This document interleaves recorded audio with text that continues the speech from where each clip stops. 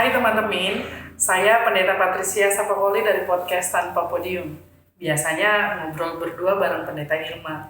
Kali ini kami mau mencoba sharing satu ayat bagi teman-teman sendiri-sendiri. Nanti ada versinya Pendeta Irma tentunya.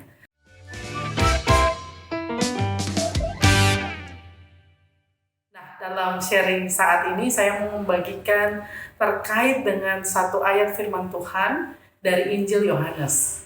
Kalau bicara Injil Yohanes, biasanya kita hafal Yohanes 3 ayat 16. Karena begitu besar kasih Allah akan dunia ini, sehingga ia mengaruniakan anaknya yang tunggal, supaya barang siapa yang percaya kepadanya tidak binasa, melainkan beroleh hidup yang kekal.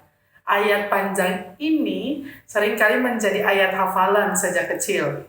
Tapi ada satu bagian ayat yang paling singkat di Injil Yohanes. Kalau versi bahasa Inggrisnya hanya 2 kata, bahasa Indonesianya ada 3 kata. Yohanes pasal 11 ayat 35. Maka menangislah Yesus. Jesus wept kalau bahasa Inggrisnya. Maka menangislah Yesus. Bicara kata menangis, saya jadi teringat pada proses perupaan menjadi pendeta. Sebelum peneguhan, pada saat itu menjalani proses vikariat, seorang mentor saya pernah bertanya, jadi Vic, sudah berapa kali menangis? Udah pernah menangis belum? Kira-kira begitu pertanyaannya. Ya pasti jawabannya sudah. Siapa yang tidak pernah menangis? Khususnya dalam pelayanan. Dalam melayani Tuhan ada begitu banyak hal yang membuat kita menangis. Entah tidak diapresiasi, dihina, dicaci, dan lain sebagainya. Itu menjadi makanan sehari-hari yang kemudian memperteguh perjalanan selanjutnya. Tapi bukankah sejak lahir kita menangis? Kalau bayi lahir, justru orang takut kalau seorang bayi lahir tanpa tangisan. Semua orang akan kelabakan mencari cara agar bayi tersebut menangis, tanda kehidupan. Tanda ia menyambut kehidupan yang penuh dengan berbagai macam lika-liku di tengah-tengah dunia ini. Nah, bicara soal Yesus menangis, dalam Yohanes pasal 11 itu diceritakan terkait dengan bagaimana proses sampai masgul hati Yesus. Ia terharu ketika ia hadir, Maria dan Marta menangis karena Lazarus meninggal.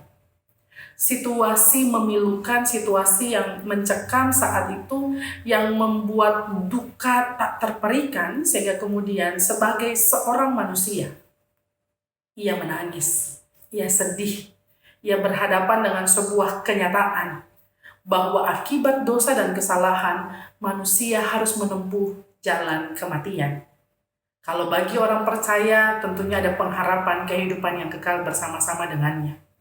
Tapi dalam rasa kemanusiaannya, ia menangis. Tangisan di tengah-tengah situasi yang kita alami saat ini menjadi hal yang kemudian mengiringi perjalanan kehidupan kita. Kita menangis untuk berbagai macam hal. Kita berduka melihat kenyataan-kenyataan yang memilukan. Tak mengapa, bahkan Yesus pun dalam kemanusiaannya menangis. Tidak menjadi soal bahwa kita harus menangis. Orang seringkali merasa bahwa tangisan menunjukkan sisi lemah seorang manusia. Padahal di saat yang sama, justru mungkin bukan lemah, tapi lupa bahwa kita masih manusia. Ada sebuah penelitian yang berkata bahwa air mata yang keluar karena emosi, bukan karena lingkungan di sekitar, sebenarnya penting dan baik, juga menyehatkan. Air mata yang keluar karena emosi sebenarnya mengandung hormon protein yang baik. Ia bermanfaat untuk melepas stres dan menyehatkan seorang manusia, melegakan kalau secara psikis. Jadi tidak mengapa teman-teman jika ingin menangis karena berbagai macam persoalan yang berat. Bahkan Yesus pun menangis. Tapi setelah menangis, ketika ada kelegaan, ketika ada kekuatan baru, mari melangkah lagi untuk melakukan berbagai macam hal memuliakan nama Tuhan Allah. Kalau Yesus pun menangis sebagai wujud bela rasanya kepada manusia, karena ia juga pada saat itu 100% manusia, maka jangan perlu takut dan malu. Apalagi diiming-iming rasa bersalah termasuk ketika diberitahu bahwa laki-laki tak boleh menangis. Tak mengapa, semua kita, siapapun kita, hanya rasa duka dan berbagai macam kepiluanlah yang mendorong dan memotivasi kita untuk menangis. Jadi nikmatilah, menangislah, meratapilah, tapi kemudian bangkit dan berjalanlah.